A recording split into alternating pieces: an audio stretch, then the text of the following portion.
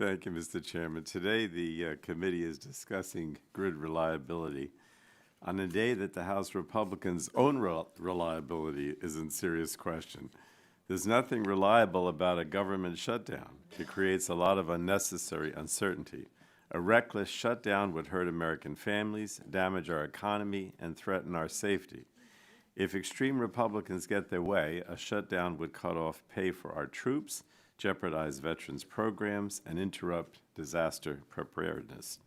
Now, as far as grid reliability is concerned, vital programs at the Department of Energy will be forced to shut down, and the Federal Energy Regulatory Commission will have to wind down approvals for electricity rates under the Federal Power Act, which will slow the build-out of the electric grid.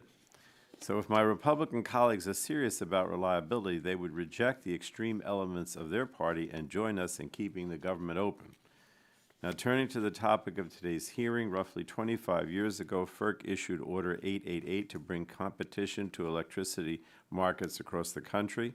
The regional transmission organizations, or RTOs, before us today are a direct result of that order. The developments of the last 25 years have made clear that power markets have promoted competition that has lowered wholesale energy prices and made the grid cleaner, all while ensuring reliability. In fact, some of the major blackouts we saw this past winter occurred in the Carolinas and in the Tennessee Valley Authority's service territory, which are both not served by a wholesale market, while the grid in the neighboring PJM territory was stressed but was able to prevent any major outages. In fact, the only reason we even know about PJM's grid stress at all is because of RTO transparency requirements. Meanwhile, many of the utilities that operate outside of RTOs are a total black box, leaving customers in the dark about when or if they would have to implement rolling blackouts. And this is not to say that the RTOs and organized markets are perfect. Their government structures are impenetrable and often favor their incumbent utilities. I have serious concerns that consumer perspectives are too often ignored, or that formal procedures for customer feedback do not actually translate into changes. And I'm interested in improving RTO governance and hope that can be done in a bipartisan way. Having said that, the RTOs before us today have been a marked improvement over the opaque, vertically integrated grid operators they broadly replaced. I also believe that proactively planning for the needed build-out of the grid and complying with FERC's recent Order 2023, which reformed the interconnection process, will help build on those advances. And I look forward to hearing what each of the grid operators is doing to make those necessary advances.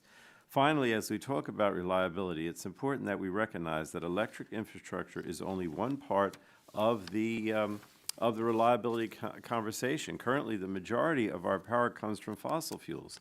And if that fossil fuel infrastructure isn't reliable, then neither is the electric system that is built on top of it. So last week, I joined FERC and NERC examination of the reliability issues from Winter Storm Elliott concluded that natural gas outages were a major contributor to the outages that caused blackouts throughout parts of the country. And this examination included both natural gas power plants themselves, but also at the production wells and throughout the pipeline system in the Carolinas and Tennessee. So this demonstrates that natural gas has serious reliability challenges. FERC's current chairman and its previous chairman have both called for Congress to pass mandatory standards for natural gas reliability. If we're really concerned about grid reliability and stability, then it's past time for us to address this issue. After all, climate change is fueling extreme weather events all across the nation. This presents dire reliability challenges to the grid that are only exacerbated by unreliable fossil fuel infrastructure.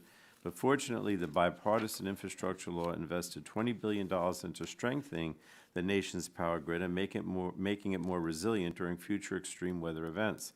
So Republicans should join us in building upon these investments rather than opposing them and threatening a government shutdown. It's a lot better path forward to ensuring electric reliability. But I must say, Mr. Chairman, I mean, the biggest issue at hand here, not only for reliability and energy and everything, is to avoid this shutdown. And so I would hope that before we shut down Saturday, whenever, that Republicans would join us and pass a continuing resolution. The Senate one that's coming over is really the only path at this point. And with that, I yield back.